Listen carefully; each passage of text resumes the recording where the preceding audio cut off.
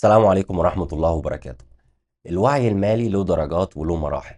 كل واحد فينا بيعدي على المراحل دي. في مننا اللي بيبقى عارف الدرجة اللي هو واقف عندها أو الدرجة اللي هو رايح لها، وفي مننا اللي للأسف مش بيبقى عارف. فيديو النهاردة أنا جبت لك مراحل الوعي المالي عشان خاطر تقدر تحدد أنت في أي درجة منهم، رايح لأنهي مرحلة، هتستمر قد إيه، وتبتدي تبني وعي مالي سليم. وبدون مقدمات كتير، يلا بسم الله نبدأ بأول مرحلة.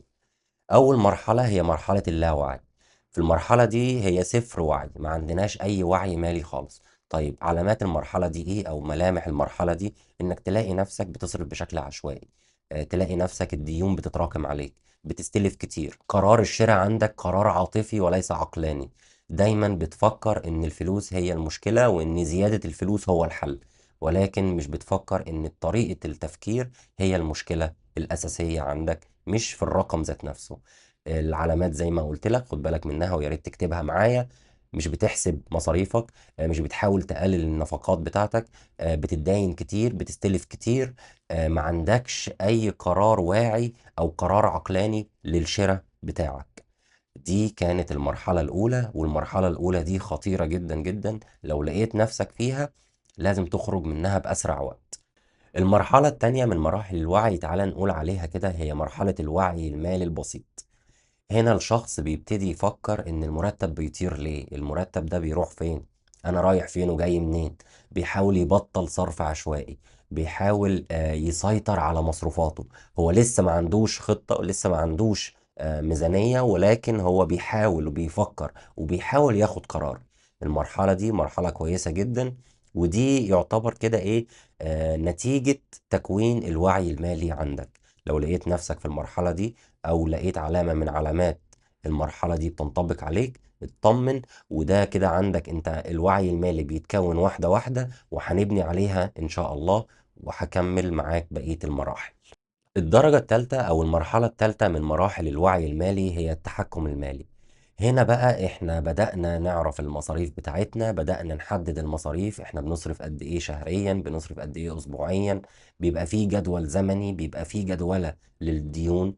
بنحاول نسدد الديون، بدأنا فعلا نسدد في الديون بتاعتنا. بنحاول نتجنب الديون.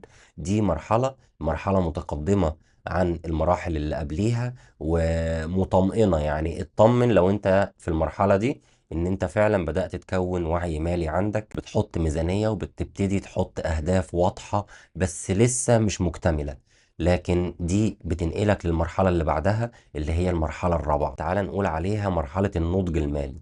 يعني الوعي المالي بتاعك وصل لمرحلة النضج. طيب ملامح المرحلة دي ايه؟ انك تبتدي فعلا تفكر لأهداف، وتبتدي تحط أهداف طويلة المدى شوية، مش بس على مستوى اليوم، مش بس عشان خاطر المعيشة اليومية. لا، أنا بقيت أحط هدف مالي، زي مثلا عايز أشتري بيت، زي مثلا عايز أشتري عربية، عايز أعمل مشروع تجاري. بتبتدي تحط أهداف طويلة المدى، بتبتدي تحط لها خطط، بتبتدي تعرف التوقيت الزمني للخطة بتاعتك أو للهدف بتاعك. ودي مرحلة متقدمة جدا عن المراحل اللي قبلها.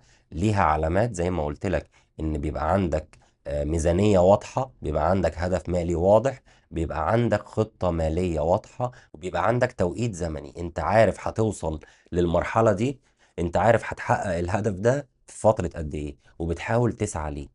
المرحلة دي مطمئنة جدا، لو وصلت ليها يبقى انت في مرحلة متقدمة، وبتنقلك على المرحلة اللي بعدها سريعا جدا. يعني بمجرد بس ما تعدي فترة صغيرة انت بتلاقي نفسك اتطورت، والوعي المالي عندك اتطور للمرحلة اللي بعدها وهي المرحلة الخامسة. المرحلة الخامسة بقى دي أنا على المستوى الشخصي أنا بحبها جدا، وهي مرحلة الوعي الاستراتيجي.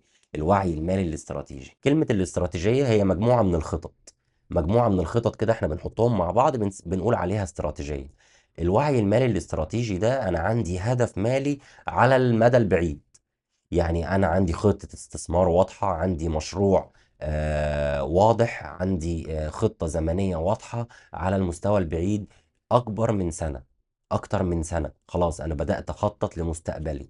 هنا المرحلة دي كويسة جدا جدا، ومعظم الناس بتوصل للمرحلة دي وبتبقى فعلا مستقرة نفسيا ومستقرة ماليا. وانت حاول توصل للمرحلة دي لو ما كنتش عندها. المرحلة دي هتحقق فيها أهداف كتير، وهتطورك ماليا، وهتوصل للمرحلة الأخيرة اللي هي المرحلة السادسة، وهي الوعي المالي المجتمعي. يعني إيه مرحلة الوعي المجتمعي؟ إن أنا خلاص دلوقتي إنسان حققت أهدافي المالية، بنيت الثروة، ببتدي أفيد المجتمع اللي حواليا. زي مثلا أنت لما بتشوف رجال الأعمال، بيبتدي مثلا عند مرحلة معينة يعمل مشاريع خيرية، يعمل مبادرات قيمة فيها قيمة للمجتمع، بيبني مثلا مدرسة، بيبني مستشفى، يعالج فيها المرضى، ربنا يشفي كل مريض بشكل مجاني أو حتى بمبلغ بسيط جدا جدا، اللي هي بنقدر نقول عليها كده تجاريا منشآت غير هادفة للربح. اي رجل اعمال او اي مستثمر او اي حد ثري بيوصل لدرجة عالية من الثراء، بيستخدم الفلوس لفايدة المجتمع، بغض النظر بقى عن دينه، بغض النظر عن جنسيته، بغض النظر عن نوعه، سواء بقى راجل ولا ست. هي الفلوس بتستخدم لكده. الفلوس طريقها هو كده. آخر مرحلة من مراحل الفلوس هو إنك تفيد بيها المجتمع خلاص. لأن أنت بتبقى وصلت لدرجة وعي، بتبقى عارف ان الفلوس دي لا هي بتاعتك ولا هي ملكك. هي مجرد أداة. ما ينفعش تقع في حب أداة وتفضل تمتلك وتفضل تكنز فيها مدى الحياة ومدى العمر، وتقول بقى أنا هسيب لكذا وهسيب لكذا وهسيب لكذا. اه طبعا، سيب لولادك وكل حاجة وأمنهم ماليا، ودي من الأهداف اللي احنا اتكلمنا عنها، أو من الأهداف للمراحل اللي أنا قلت لك عليها. لكن في مرحلة معينة انت خلاص انت أمنت المستقبل بتاعك، بتاع أولادك، بتاع أسرتك، بتبتدي تتوسع أكبر من أسرتك وتشوف المجتمع اللي حواليك محتاج إيه، جيرانك، أهلك، الحي بتاعك، المدينة بتاعتك، وبعد كده على مستوى البلد. بعد كده بتنتشر على مستوى العالم، زي ما احنا بنسمع عن مؤسسات كتير جدا، مؤسسات عالمية ومؤسسات برضو مدنية بتفيد المجتمع وتفيد الناس اللي حواليها.